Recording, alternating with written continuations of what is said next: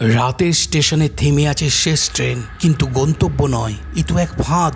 যাত্রীরা নামতে চায় কিন্তু নামতে পারছে না। ঠিক তখনই এক তান্ত্রিক এগিয়ে এলো স্টেশনের কোণ থেকে। উনাকে অনুসরণ করে আরও একজন মহিলা আসে। সে বলে, বাবা, আমার মেয়ে হারিয়ে গেছে, তাকে খুঁজে দিন। তোর মেয়ে তো ট্রেনেই আছে, যা খুঁজে নে। তারা ট্রেনে পা রাখতেই দরজা বন্ধ, আর ট্রেন আবার চলা শুরু করলো অজানা দিকে। চারপাশে শুধু আত্মা, নিঃশব্দ কান্না। তারা বলে, এই কামরায় কেউ বাঁচে না। মহিলাটি বলে, আমার মেয়ে কোথায়? তান্ত্রিক বলল, তুই দেখবি একবারই।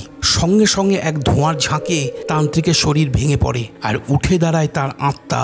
উনি বলেন, তুই বেঁচেছিলি, তোর শরীরেই ছিল আমার মুক্তির চাবি। মহিলা পড়ে যায়, নিঃশ্বাস বন্ধ।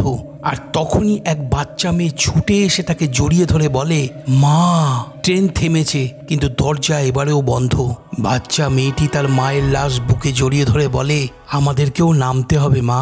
এবার কে আসবে? তান্ত্রিক গেল, তুমি এলে, এবার কার পালা? কমেন্ট করো। পার্ট 5 চাই, যদি তুমি এখনো বেঁচে থাকতে চাও।